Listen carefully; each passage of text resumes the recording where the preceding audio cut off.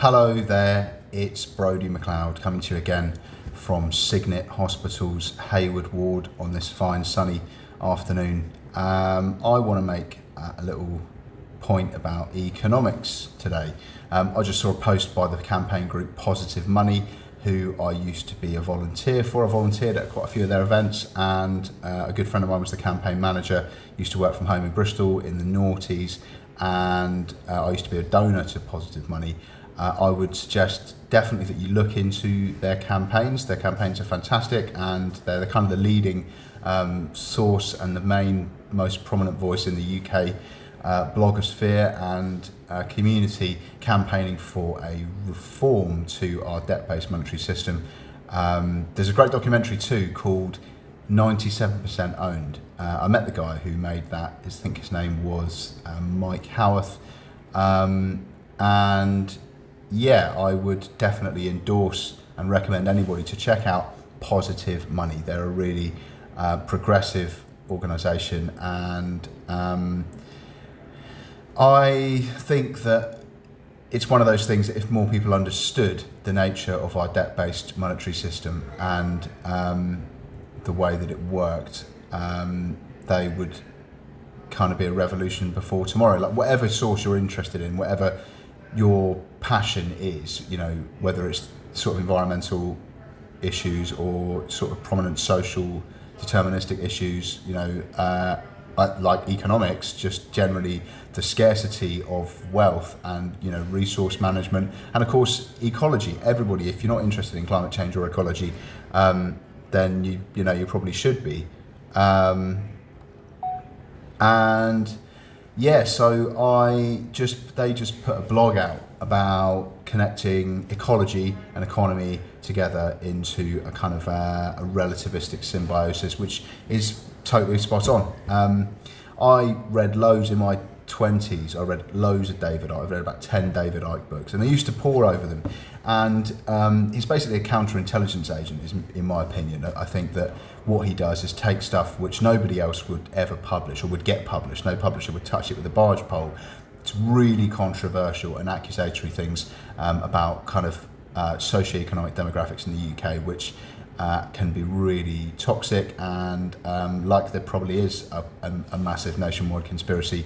I think that sometimes conspiracy theorists like Alex Jones and David Icke should be listened to, if only to separate the wheat from the chaff.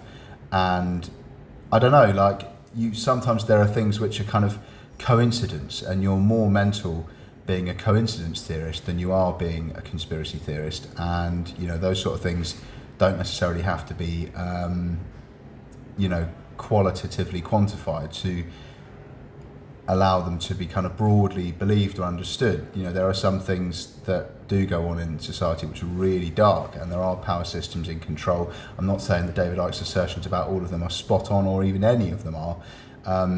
You know, but the way that it works is that, you know, if you read about X topic, which might be true actually, and nobody else is publishing it, and then someone asks you to cite where did you hear that? Where did you find that out then? I said, I found out in the David Icke book, the same one that thinks that the Queen hatched out of an egg under Balmoral Castle, you know, and is, although they are related, Charlie and Liz were both related to Queen Mary of Teck, who's related to Vlad Dracul. I don't believe that they shapeshift or that they necessarily take part in the type of ritualistic abuse and other wild accusations which Mr. Icke levels. Anyway, I tried to find the information from a good book that I read by David Icke, nothing to do with conspiracy theories, when he was a spokesperson for the Green Party. It's called It Doesn't Have to Be Like This, and it was really good. And there was a bit of maths in that book which talked about this 3% economic growth figure, right?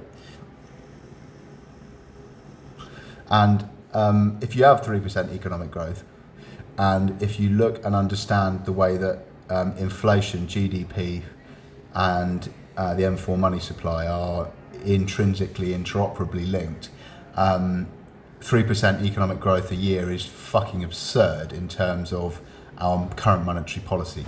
Fractional reserve banking is bad, debt-based fiat currency is bad, and I don't want to be, maybe endorsing them or getting too many views on a video as a psychiatric patient, because I'm not really very good for being on brand for them, I guess. But do your own research, look into it yourself, and you will find that everybody, especially in the documentary, 97% owned. If you put that into YouTube, you can still watch the documentary on YouTube, but it's been like re-uploaded with different titles.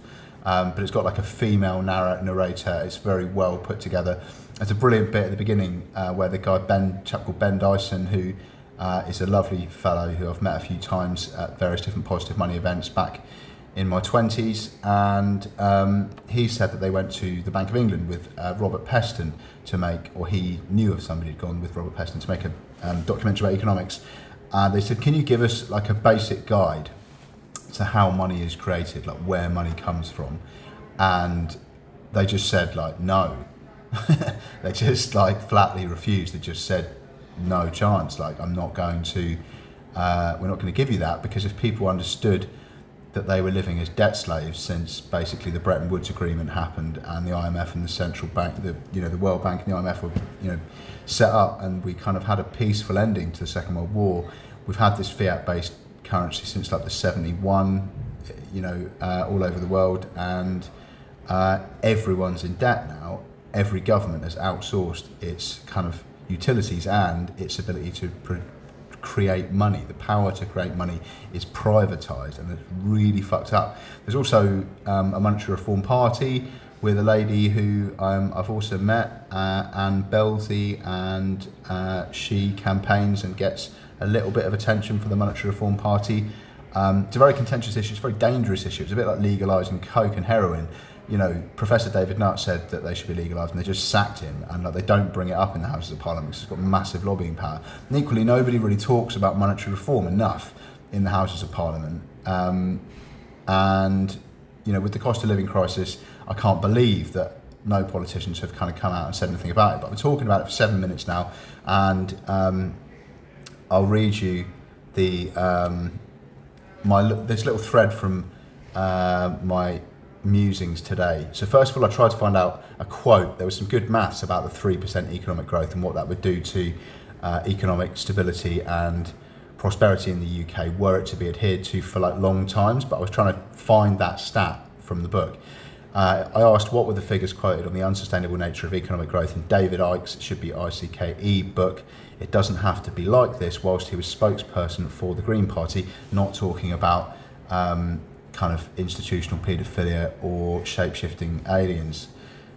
David Icke's book, It Doesn't Have to Be Like This, Green Politics Explained, was published in 1990 while he was a prominent spokesperson for the Green Party. While the book certainly argues the unsustainable nature of unchecked economic growth, it's challenging to provide specific quantitative figures or direct quotes on this topic without having the book readily available for review. During his time as Green Party spokesperson, the party's general stance would have been aligned with concerns about finite resources. The planet has finite resources, and continuous economic growth based on extraction and consumption is unsustainable. We know that.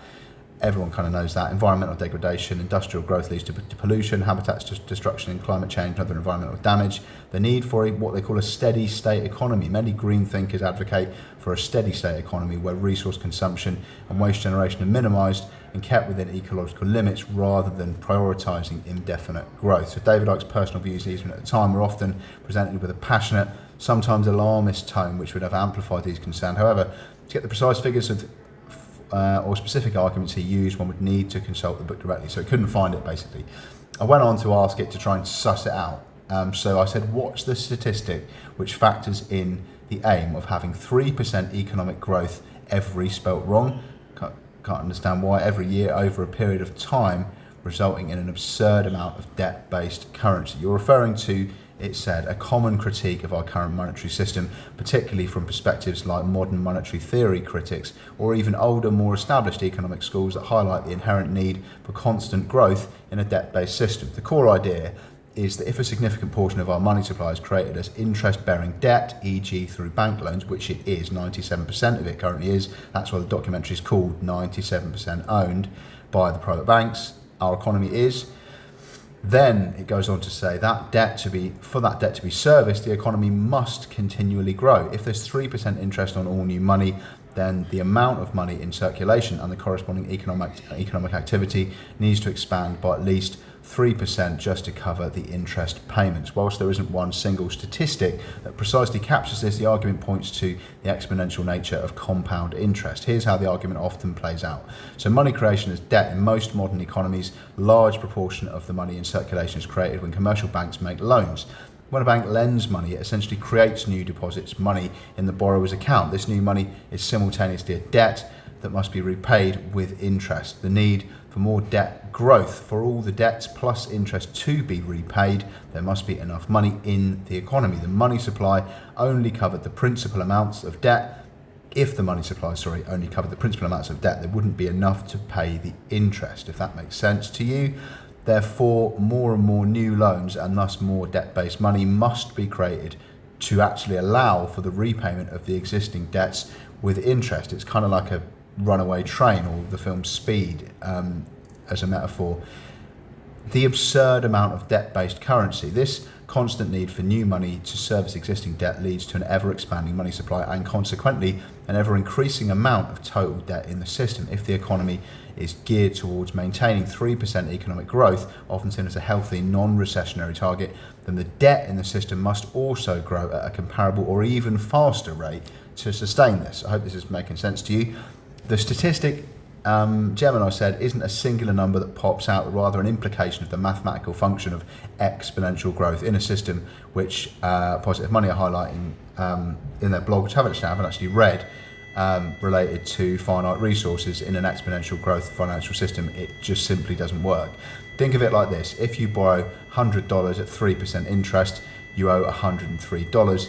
If that $100 was the only money in existence, where does the extra $3 come from? It has to be created. This means that someone else has to borrow $3 or more into existence, creating more debt. Over time, this small percentage compounds, leading to a much larger total debt burden.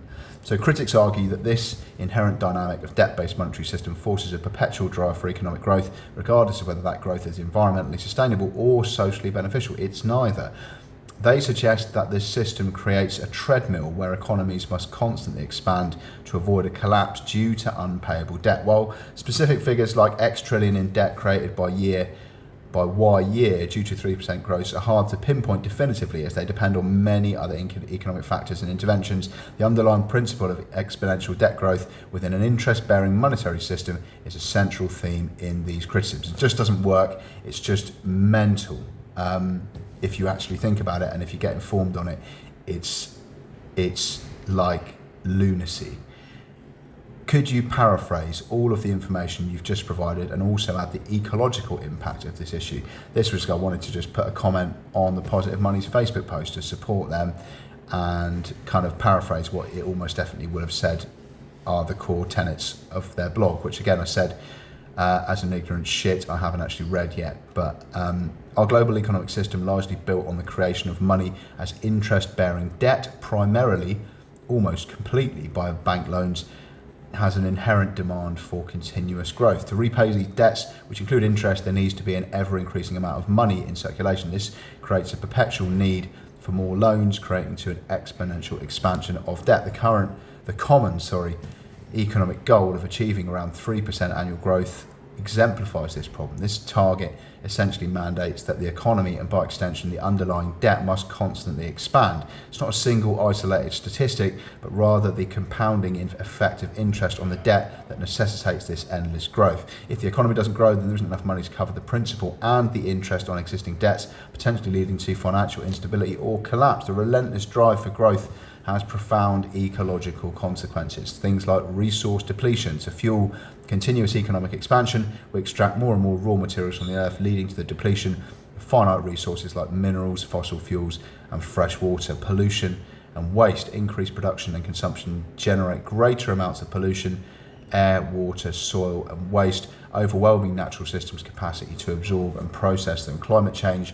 A significant portion of economic growth is currently tied to carbon-intensive industries, directly contributing to the greenhouse gas emissions and accelerating climate change. Biodiversity loss. Expansion often means converting natural habitats for agriculture, urban development, or infrastructure, leading to deforestation and the destruction of ecosystems, which in turn causes species extinction. Overshoot. In essence, the system focuses us to consume resources and produce waste at a rate that exceeds the planet's regenerative and absorptive capacities, pushing us into a state of ecological overshoot. Therefore, the very mechanism of our debt-based monetary system, which demands perpetual growth, clashes fundamentally with the finite nature of our planet, driving unsustainable environmental degradation. I then tried to get a better statistic, which I was going to use to make this video, but I just thought I'd include all of that. Signet watch everything I do on my phone, and I did about 8 minutes of video, which I had to delete because somebody came in after knocking on my door and asking if I wanted any lunch and making themselves audible in the video. Then came, they knocked on the door again, and I said I'm busy, and they came in and sort of made themselves audible on the video by trying to bring my lunch into my room, which they've never ever done before. I don't know why they don't want me to put this video online, or they're trying to censor me, but yeah, I mean, people who hate you watch everything you do, especially when they're all in such a compromised position. Anyway, I tried to get this to make this video. Given the current, and I asked, given the current rate of inflation and interest rates relative to the M4 money supply and the UK national debt, if the economy grew by its often targeted 3% each year, what would be the projected estimated figures of national debt and inflation be in 100 years, disregarding other confounding variables?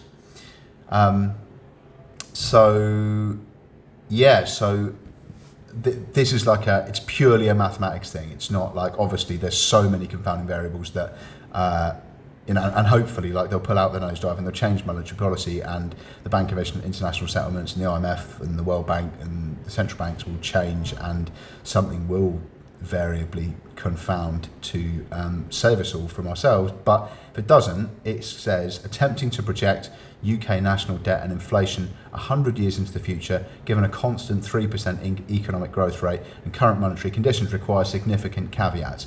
Economic forecasting over such a long horizon is inherently unreliable due to countless unpredictable confounding variables that you've asked us to disregard, but which in reality would heavily influence the outcome. Things like technological advancements, geopolitical shifts, demographic changes, future government policies, and global economic crises. However, we can illustrate the mathematical implications of these assumptions based on the current figures, keeping in mind that they're purely hypothetical and would almost certainly not play out in such a linear fashion. So, current UK economic snapshot, the approximate 24 to 25 figures. The national debt, public sector net debt, is currently at around 95.8% of GDP. It's quite interesting. As of March 2025, so the nominal value of UK government debt is roughly 2.8 trillion.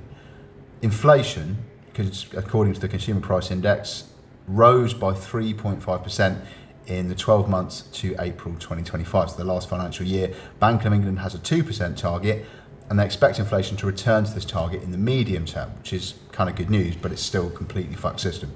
Bank of England interest rate, the current Bank of England interest rate is 4.25% as of May 2025. The M4 money supply, which is basically all the money in the UK, is approximately 3.1 trillion, which isn't that different from the debt being 2.8 trillion. Just bear in mind the sort of similarity between those figures. They are relative to one another too. So the M4 money supply is 3.1 trillion March 2025 data, with month-on-month growth of 0.3%. GDP implicit with national debt at 95.8% of GDP and debt at 2.8 trillion. Current GDP is roughly 2.8 trillion. I haven't got a maths GCSE. I don't know what that bit means. The hypothetical scenario, 100 years of 3% real. I do actually have a maths GCSE. I have a D in maths, if you can tell that. Thanks, Nathan at SANS, for that. Real economic growth, disregarding confounding variables. Let's assume 3% economic growth refers to real GDP growth after accounting for inflation. This is crucial because if we assume nominal growth, which includes inflation, the figures become even more astronomically large. So national debt in 100 years. The relationship between national debt and GDP is more important than the absolute nominal figure, as a country's ability to service its debt depends on the size of its economy. However, you've asked for figures, so let's try to project it. So if GDP grows at 3% annually, which is what like all the political parties try to do for 100 years, and the debt to GDP ratio remains roughly constant, which is a heroic assumption, as obviously things like fiscal policy and interest payments heavily influence this, then the nominal amount of debt, in theory, would grow in line with nominal GDP. So let's assume a starting nominal GDP of 2.92 trillion, like it is at the moment. If real GDP grows by 3% per year, and let's assume a long-term average inflation target of 2%, which is the Bank of England's current target, then nominal GDP would grow at approximately 5% per year. That's 3% real growth plus 2% inflation. I'll leave out this maths equation. This is basically saying that after 100 years, the national debt would be 384 trillion. So if the debt to GDP ratio remains constant at 95.8%, projected national debt after 100 years would be 368 trillion, which is just absurd. But that's where it would go if we don't do something about it. The figure is astronomical and highlights the exponential nature. It's important to remember such projections are purely mathematical and don't account for the mechanisms that prevent this from happening, things like active fiscal policy, debt restructuring, hyperinflation, or a shift away from constant growth models, which might be a good thing. Inflation in 100 years, this is even trickier as your premise implies a link between debt-based money creation and inflation, which there is. The current view, central banks like the Bank of England aim to maintain inflation at a target of currently 2%. They achieve this through interest rate adjustments and quantitative easing or tightening, managing the money supply, including M4, to keep prices stable. If they succeed, inflation would hover around 2%. Absurd amount of debt-based currency view. If the debt-based monetary system inherently requires continually increasing the money supply to service interest, which it does, and if this increase outpaces the real economy's productive capacity, then it would lead to persistent and potentially accelerating inflation. However, if the central bank successfully targets 2% inflation, then the theoretical inflation rate in 100 years would remain at 2%. So, yeah. If we assume the absurd amount of debt-based currency overwhelms the central bank's ability to control inflation, and that a 3% real growth target in debt-based system necessarily leads to uncontrolled money supply expansion, then the inflation would likely be much, much higher, potentially leading to hyperinflation scenarios like Weimar Republic and Zimbabwe. There isn't a specific mathematical formula to project this, as it becomes a question of monetary policy failure and a loss of confidence. The rate would depend on how much faster the money supply grows than the real output. In summary of the hypothetical scenario, projected national debt in 100 years is approximately 368 trillion, assuming 3% real GDP growth, 2% inflation kept at a target, and a constant debt to GDP ratio that we currently have. So projected inflation in 100 years under current central bank policy goals around 2%, as they would aim to maintain that target, but under the uncontrolled debt-based money critique could be significantly higher, potentially spiralling into hyperinflation as the system's inherent need for ever more money to service debt overwhelms productive capacity and monetary control. This scenario does not yield a stable numerical prediction for inflation, as it suggests a breakdown of the current system. It's crucial to reiterate these are highly speculative figures. Real-world economies are dynamic and complex, with numerous feedback loops and interventions that would prevent such simple linear progressions over a century. So yeah, this is a take 2 of this video. Somebody came in, knocked on my door, and then I said, please go away, I'm busy. And they came in, knocked on my door, I said, I'm busy. And they opened the door. Hello there, I just want to be in your YouTube video so we can request that you take it down. I don't know why. I've never had somebody walk into my room with a plate of food trying to thrust it down my neck before. And I hope that for all the people who haven't got any food, they don't find that crassly insensitive or unjust. But watch the documentary 97% Owned, because it's really good and there's some really good resources in there. And get clued up about debt-based money creation, because it is going to fuck us all royally if we don't do something about it. And whatever you're interested in, whether it's like climate or the cost of living crisis or like vulnerable people or animals or whatever, everyone needs money to be able to achieve their goals and get things done in society. At the moment, that money comes from private loans issued as debt, and for every pound in the British economy, someone has to be £1 in debt. Sign up for a direct debit monthly to Positive Money. I used to do that, and I think it's a brilliant thing to support and get clued up. Watch 97% Owned. It's a great documentary, and try and tell as many people as you can, especially younger people, about our debt-based monetary system, because it's like the most important thing for anybody to know about in this generation.